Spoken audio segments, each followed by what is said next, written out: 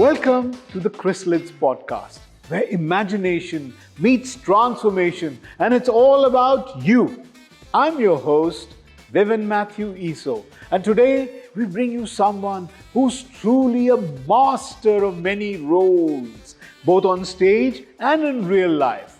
He can make his presence felt as the gentle R.K. Lakshman in Scam 1992, or roar as the voice of Edna Mode in The Incredibles. He can be described as the consummate entertainer, singer, lyricist, theatre artist and director, voice animation and dubbing artist. He features regularly in ad films, on TV, in web series and feature films as an actor, and is a voice and speech trainer to boot.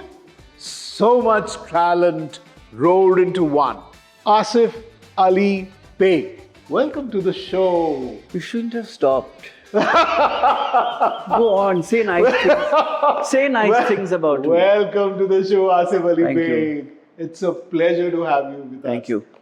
So, Asif, do share with us how it all began. How it all began? Well, my mum said it began the minute I popped out.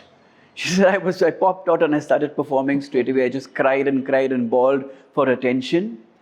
I'm an attention seeker, Vivin. And what better place to get the attention than on stage? So it began when I was in school, actually. I started off as a singer. I used to sing. My mum used to train me. She used to train me with the cane. Sing, sing, sing. And I hated it, but I did it and enjoyed it. I enjoyed it because of the attention I got in school. So much so that I was the only boy in school who was allowed to keep long hair. Oh. I still remember one day my Hindi teacher asked, she caught me by the ear, why are you not cutting your hair? I said, teacher, because I am a singer, I have to sing and I have to shake my hair like this when I sing. So she started laughing and they allowed me to keep long hair. Of course, I was in a boys' school, so every year I was the boy who was playing the girl, the female parts, and they didn't have to use a wig. So, yeah. So it started in school. So it was through singing that I developed this obsession with the stage. So it was singing, dramatics, elocution, sometimes debates. Yeah, I loved the stage. I just loved to be associated with the stage. And things kind of just took a natural progression. No, they didn't actually. Because I remember when I finished school, when I passed out in the 10th standard, I was very clear I wanted to study arts. I wanted to do English and French because that was what I was good at.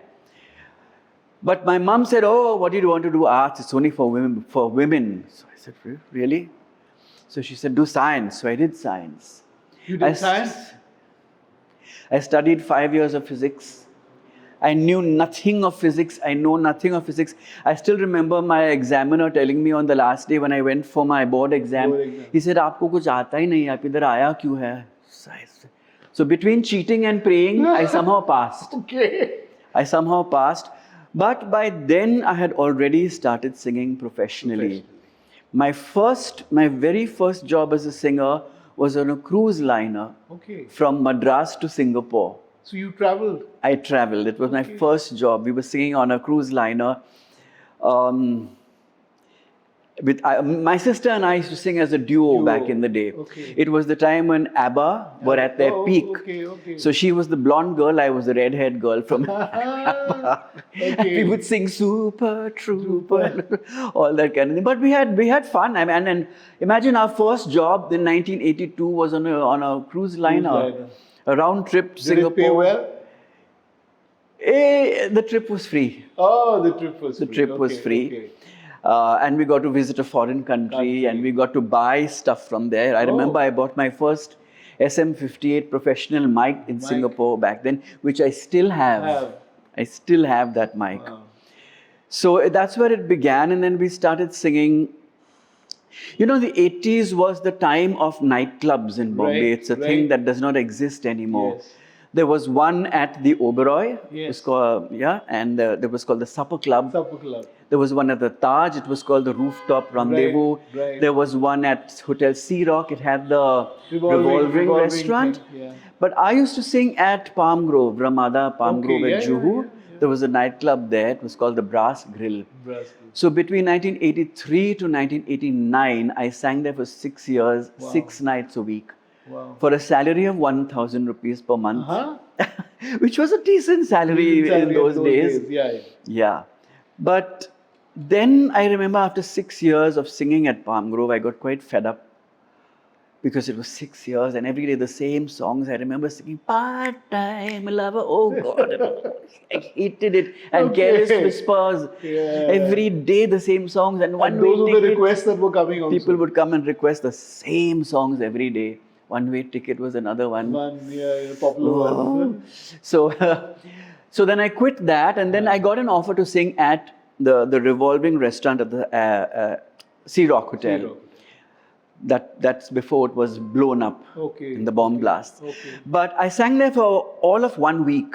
And they were offering me a salary of 4,000 rupees. Wow. It was a big thing of 4,000 in 1989. But I left in 1 week, and I still remember my band leader said, "Why are you doing this, Asif?"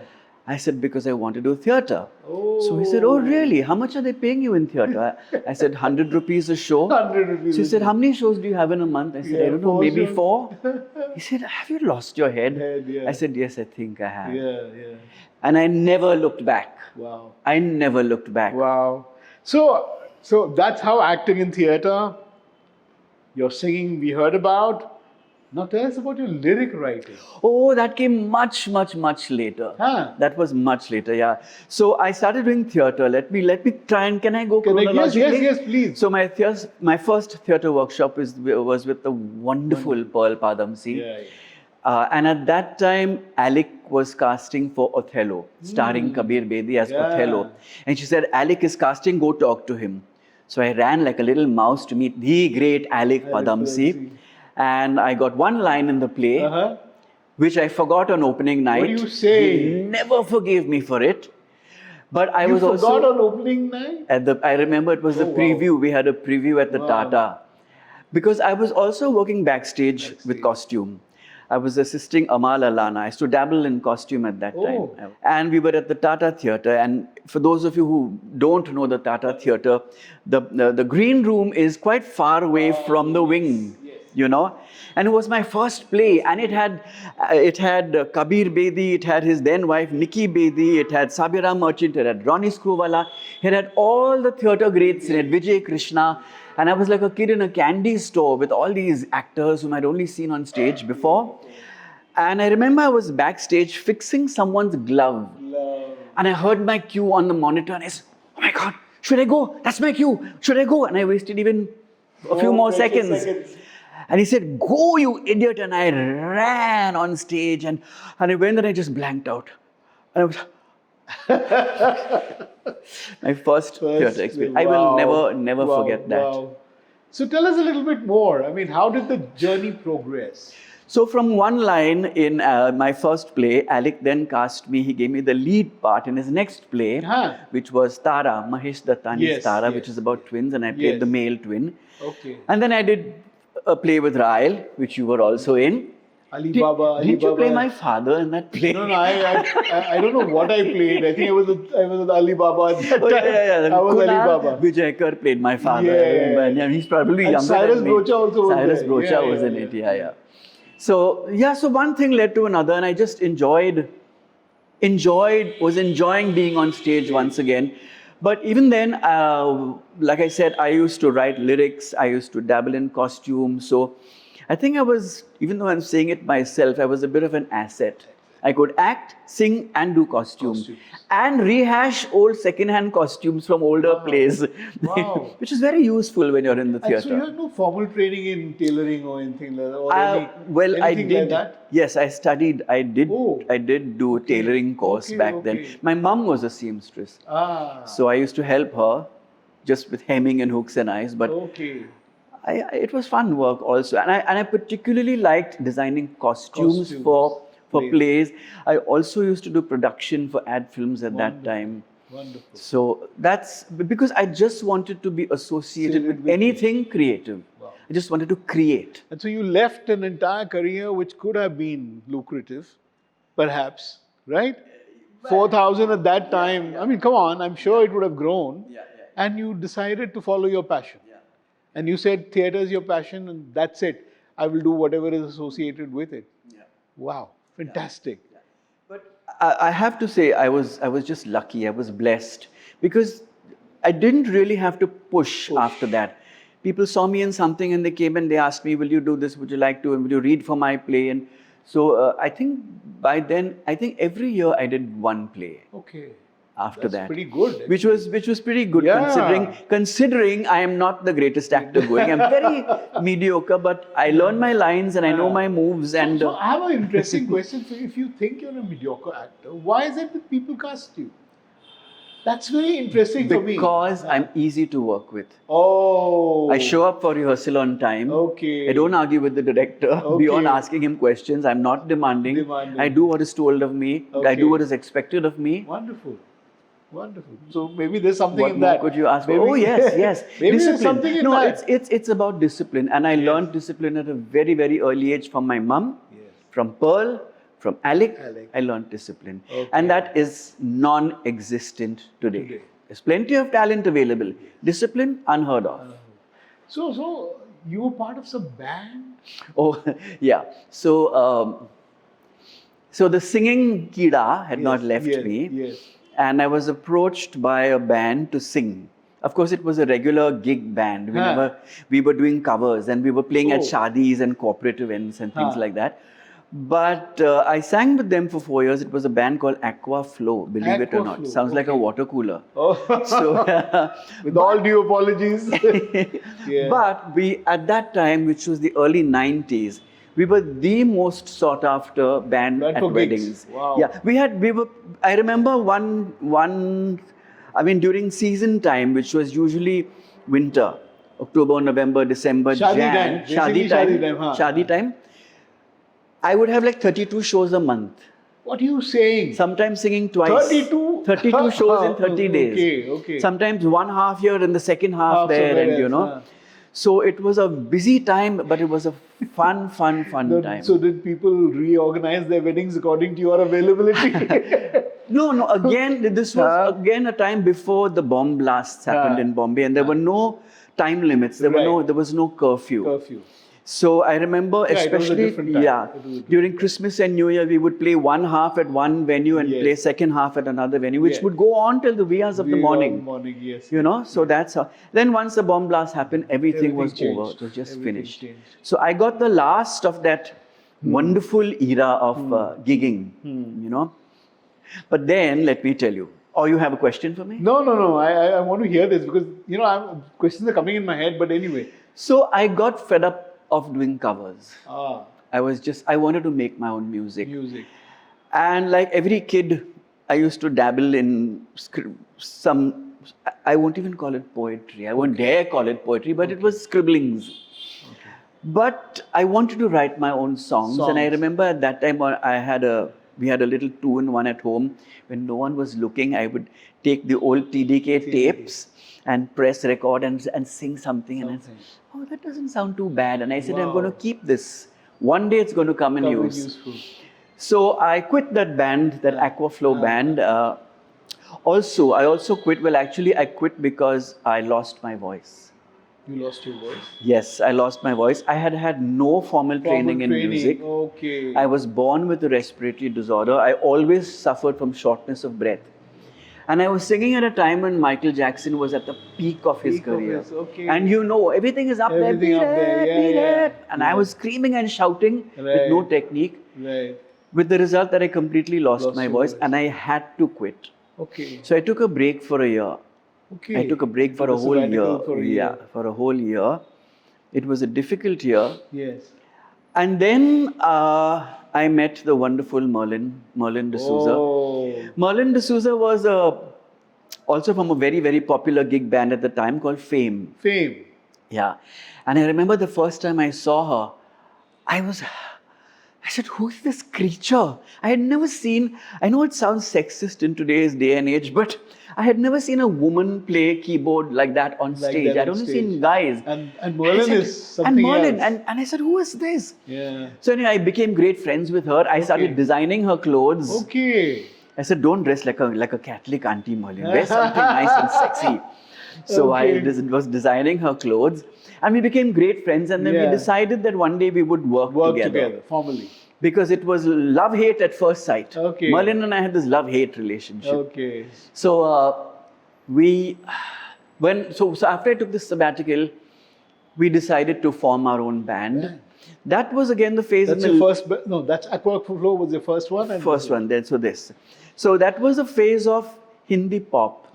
The late 90s. Right, right. There were people like Sunita Rao, Shet Pari Hu Main. There was Alisha Chennai, all of that. Shweta Shetty.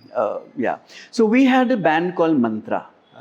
And we released an album called Jantar Mantar. Okay. And Merlin and I wrote all the songs. On the album. Okay. I also composed for another singer called Mehnaz. She had a big hit with a song called Banungi Main Miss India.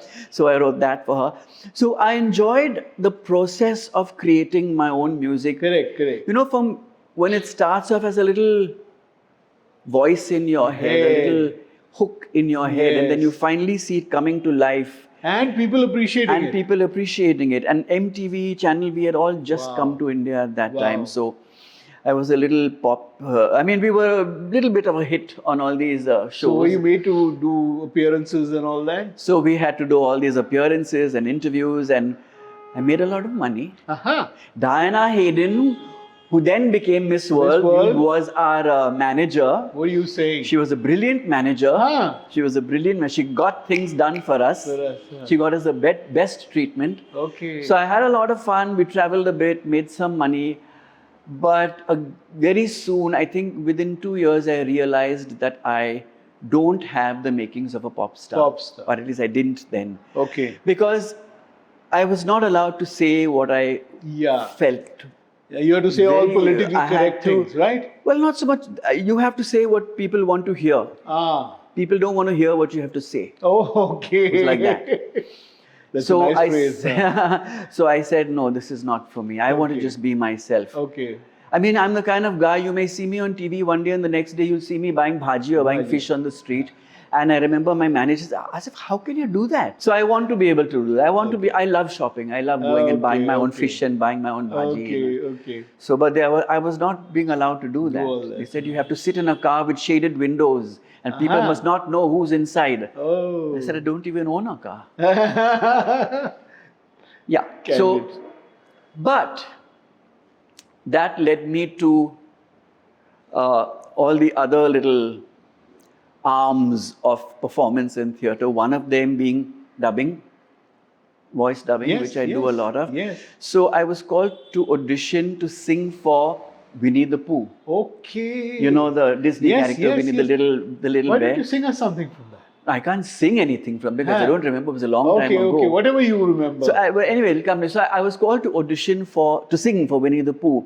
So I went and I auditioned and I got the part. And the lady who was auditioning me, she said, why don't you try auditioning for the dialogue as well? Okay. So I said, but I've never done this. And she's saying, look, you're an actor. Yeah. And I said, but it's in Hindi. Now see, I grew up with a very Western background. Cultural conditioning, My mum was Catholic. I grew up with Catholic culture. We only spoke English at home. Hindi was a subject we learned in school and it ended at that. We didn't. Right. So she said, no, give it a shot. So I said, okay. And I auditioned and I got the part. Wow. And thanks to Disney, thanks to an American company, I learned Hindi. Look at the irony of that. Very nice. But so I did Winnie the Pooh for at least 10 years. You have to sing. He was my alter ego. You have to sing. I can't sing anything. I don't remember the songs. Do you remember anything from that? Well, yes, I remember. He had this bother kind of voice.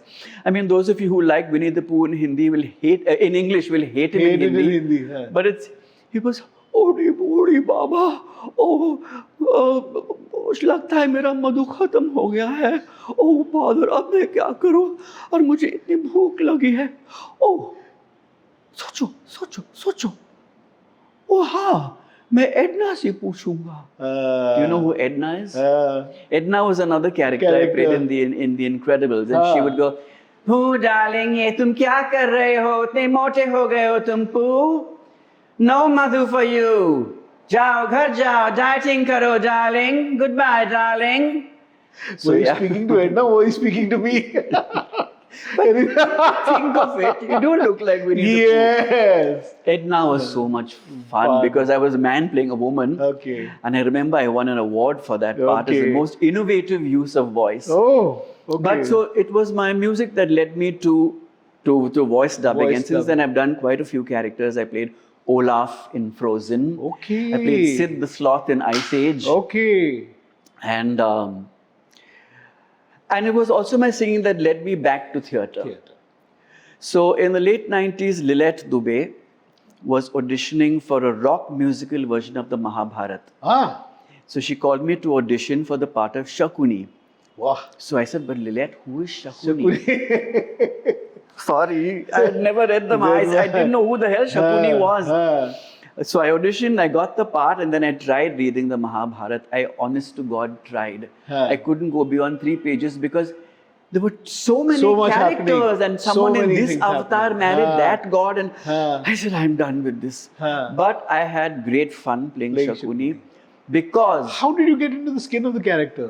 Because you had no references, right? I had no references. So I just relied on my instinct. And Lilette's direction, of course. And you know, he was the bad guy.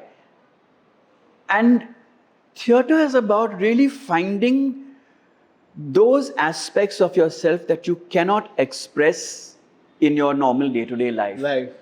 And I know that there is a bad side of me that I wanted to bring out, and Shakuni allowed me to do that, to be this bad guy and to have fun being bad. Being the bad guy. Being the bad guy. Yeah. Oh my God, that we had that game of dice scene, that iconic scene, and that was so much fun. Can you? I mean, you're talking about it. I can't. It just we're trying to visualize. We're trying to go with you on this journey. Come and watch Jaya. By the way, we've revived it. We've got shows in September. Wonderful. Please come and watch it at St. Andrew's Auditorium. I'm plugging, but you asked for it. Yeah, it's okay. So please plug anything you want.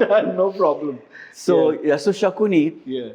And then Rahul Dakunya of Rage Productions saw me in that play and cast me straight away in Jesus Christ Superstar once again to play the bad guy. Where I'm one of the high priests who plots to kill Anas. Okay. Vikrant Vikrant Chaturvedi and myself playing Anas and Caiaphas. The bad guys who plot to kill Christ. Again, it was fun being bad. So it was my music that led me into all of this. Lyric writing, dubbing, theatre. Wonderful. Lyric writing. So like I used to write my own songs. And then there was also a time when I used to sing backing vocals for Bollywood. Oh, okay. I used to sing. We used to call ourselves the Roo singers. Because when you went to sing backup vocals in a Bollywood song, there would be the Western chorus, which was my lot, and there was the Indian chorus. So whenever they ran out of lyrics for the Western chorus, they would sing, "Aap Roo gaiye, Zoo gaiye." And that's from where that famous song, that Zubi, that's come from there. From us doing this Zubi and Roo backstage. Okay. And so it so happened that quite often, when they needed someone to write a few lines in English, they would say, can any of you write? And then I would write the song, the lyrics, and give it to them. Okay. On the spot. On the spot, yeah. And then while at one of those recordings, Preetham happened to be there, and he called me to write a song for Dhoom. Okay, Dhoom Machale. So they were doing it in English. Okay. So I wrote the song, and of course it became a big hit. Tata Young sang the English version, Dhoom, and then came Dhoom again from Dhoom 2, and then it followed. So you did all?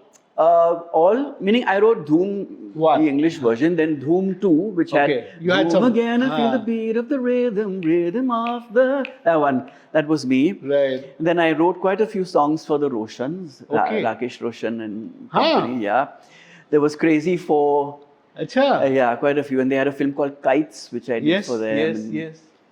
And I worked with Salim Sulaiman. So I had a few hits. It was great fun writing for Bollywood. Wow. But in English. In English, huh? And of course, I am no great poet. Huh. My lyrics amount to you're my desire, light me fire, take me higher. As long as you can as long as you can write in meter and get it to rhyme, you're set. Right, you're set. It was no great poetry. Okay. But it was fun. I had great fun, and I remember when Dhoom became a hit. Preetham called me one day and said, Asif, are you registered with the Songwriters Association? I said, no. He said, you don't know what an idiot you are. The song is #1 in Japan. You know how much money you have lost? Oh, okay. So it's important to know all these technical details, especially if you're an artist. That's something that your kids should remember. The young ones, the youth should remember. Oh, we don't need to remind them. They're all They're all clued in. Yeah. I mean, we are the dinosaurs. We are the dinosaurs. They know their way around too well. Wonderful. Yeah. So, I mean, fascinating. Absolutely fascinating. What gives you the most sense of fulfillment, Asif? Teaching. Teaching. Nothing compares. I mean, I spoke earlier about the attention and adulation on stage, which is great, you know. But I've realized after so many years in theatre that audiences are fickle. Sometimes when you've done a really bad performance, a really bad show, people come and say, oh my God, Asif, you were so good. And sometimes when you've given it really your all, people say nothing. Kya hai? So I've taken that with a big handful of salt. You have to be your own best judge, your own best critic. Critic also, Yeah. And you have to be brutally honest with yourself. Correct. Because people say things because they have to say something. Today, at the end of every play, people stand up and give it a standing ovation. So you might as well not have seats anymore, I think. Just stand. Just stand and watch a play. I think the first person who stood was to go out. But so nonetheless. So well, actually, let me tell you how teaching began. So when I was doing Jesus Christ Superstar with Rahul Dakunia, Vivin Pocha, a dear friend and fantastic stage actor and singer, amazing. She told me, she said, Asif, you know, Shehnaz Patel is going abroad to study. Oh. She's going abroad to study theatre. Why don't you go and talk to her? So I said, about what? I can't afford to go abroad and study. I don't have the money. Correct. She said, just go and talk to her. So I went and spoke to Shehnaz and asked her, how did you do it? She said, she told me about the Charles Wallace scholarships, right. So I said, how do you apply? And she told me, and I went and I applied and I got the scholarship. So many things he got, just like that. The universe conspires. So now, like I said, I've been blessed. I've really been blessed. I had no plan. As far as I was concerned, my studies were over, although I learned nothing. I regret nothing in my life except those 5 years I wasted doing science. With all due respect to the science teachers, So, I got this scholarship. However, it was for 1 term. Oh. Just 3 months. 3 months. I said, I don't care. I packed my bags and I left. When I was reaching the end of the term, I said, oh God, now what do I do? Where am I going to get money from? I can't go home with an incomplete course. So I prayed and I prayed and I prayed and I prayed and I prayed and I wrote back to Charles Wallace begging them for money. And they gave me some more money for another half term. But I lived very frugally. I did not go to the pub. I did not go to the pub. I got a job at McDonald's on Bond Street, making burgers in the kitchen. Paid my way and finished the course. Did McDonald's teach you anything?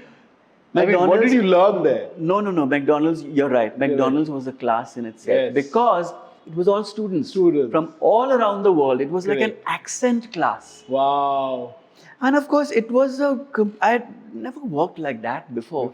Having said that, my very first job in my life was close by at New Yorker restaurant on Chowpatty. I worked as a waiter there for some time. And then I ran away. So anyway, so making burgers was tough. But I knew it was paying my rent. Paying your rent. So I did that and finished the course. I did not come out of drama school. Of course, it was the best year of my life. I felt I finally got an education. Yeah. But I did not come out of there best actor or anything. But it was in drama school that I discovered that voice and speech was my forte. And I said, this is what I'm going to work on and improve and grow and go back and share and teach. Wonderful. So actually the seeds were sown again as a child watching television. Back in the All day, the great... remember we had only Yes. Doordarshan from 6 o'clock. But what wonderful voices. Yeah. Yeah. So listening to Nirmala Mathan Mathan. and Luku Sanyal read the news, I used to watch them and say, how do they speak like that? You know, so I was What fascinated. about Alvin de Mello? I don't remember Melville de Mello. Melville, Sorry, yeah, not yeah. Alvin. Melville de Mello. I remember them. I remember Pradeep Bhide reading Marathi news. What about And the Hindi newscasters? Hindi, I don't Anything? remember names, but I Names, remember huh? I would watch the news just for the way they spoke. Yes. I remember there was a talk show host called Tabassum. Oh, she was wonderful. She had Phool She was Khile Hai wonderful. Gulshan Phool Khile Gulshan. Hai. It was quite a hit. Yeah, and I just even though I don't understand Urdu, but just listening to her speak, Huh. you know, the art of good, clear speech is dead. Dead. It's dead. So, just to kind of share with the people watching, Asif is a stickler for excellence.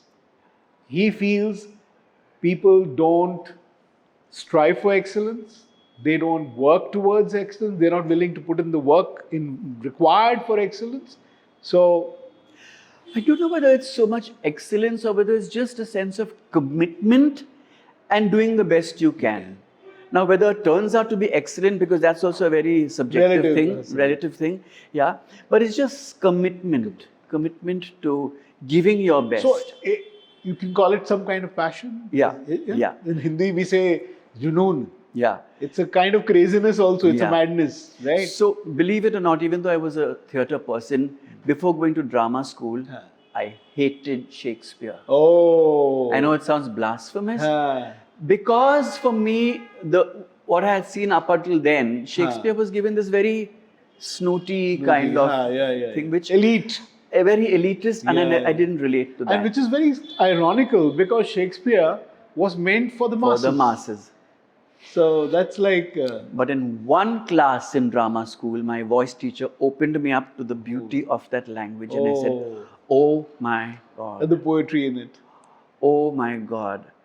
That's when I discovered, I mean, I still not the greatest fan of Shakespeare, but the language, oh my God. So I came back and it took me some years before I put together my module. And then I started teaching. My course is called Speakology. Speakology. Speakology. Can you speak a little bit more about that? So Speakology, I teach what I call the 7 deadly shins. Okay, shins. The 7 deadly shins. Articulation. Okay. Modulation. Okay. Intonation. Projection.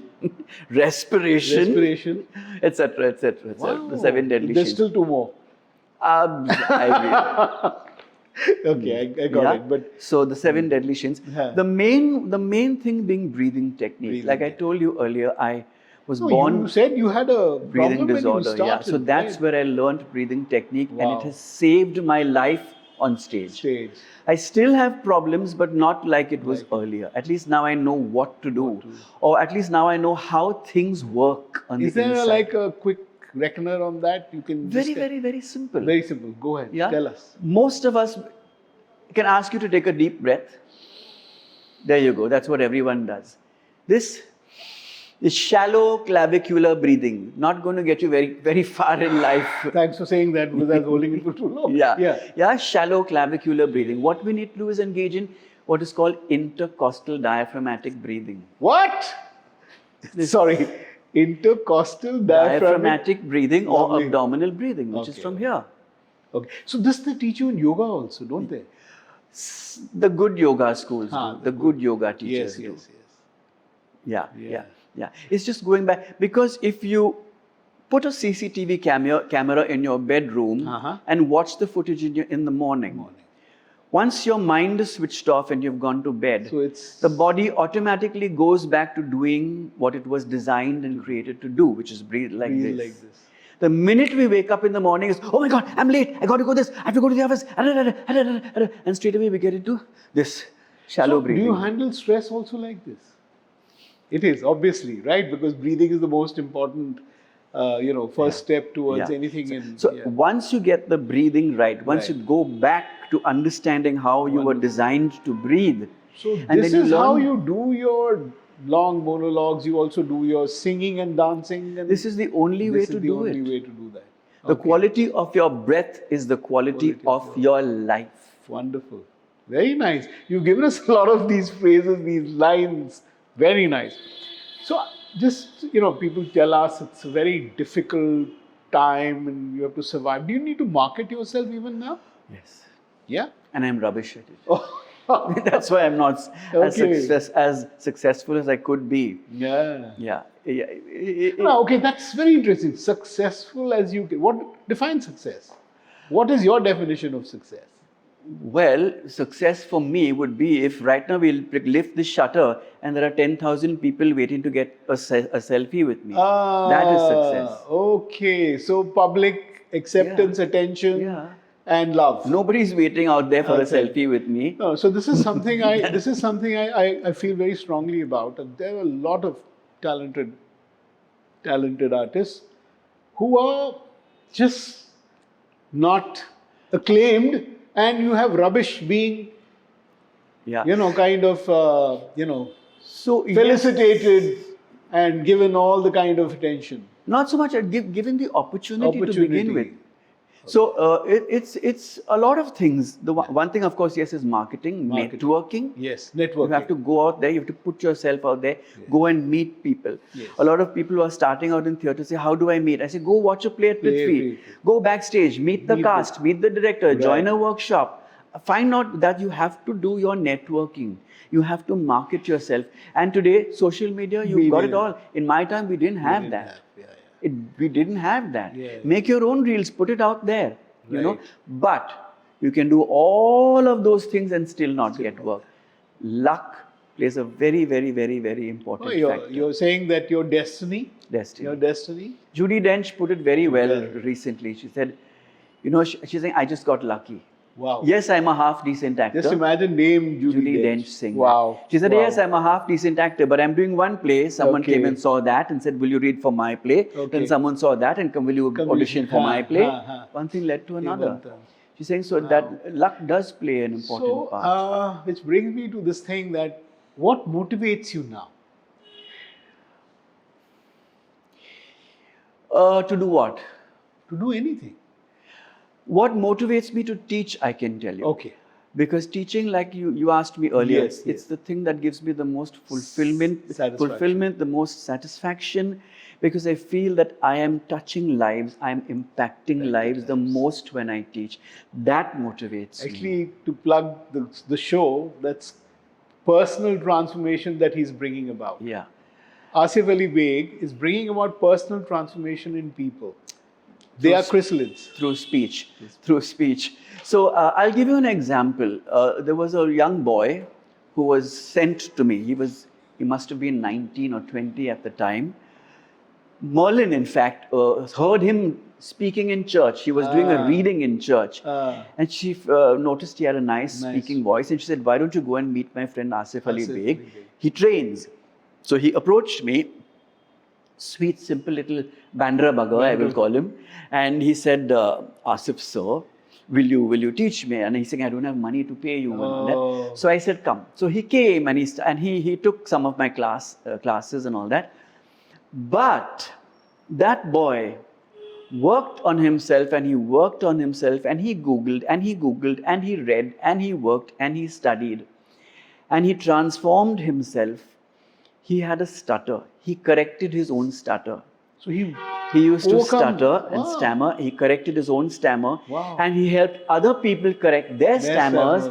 Somebody noticed him, sponsored his studies to go to England and study voice there. Wow. And now he is teaching voice in London. What are you saying? And to this day, he says, Asif, you started me Lovely. on this journey. So it's so rewarding to see someone just fly like that. Wonderful. You know? Wonderful. So this is a very important aspect. We hope each one of you becomes famous. But when you do, please do remember to pass it on. Pass it forward. Yeah. Right? Yeah. Okay. So, I think... Spoken too much? No, you've not spoken too much. You've just fascinated us. mesmerized us. And we're very happy to be and to know a little bit more of you and your journey, because it's going to be inspirational and motivational for millions, all those watching us.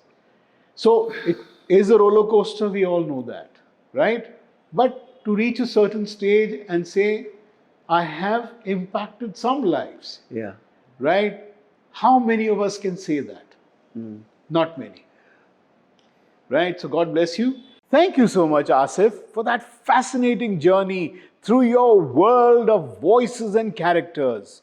To all those watching and listening, if Asif's amazing creative journey has inspired and motivated you, we invite you to take your first step into the world of the creative arts. Write to us at connect@chrysalids.in and we'll help you connect and get started.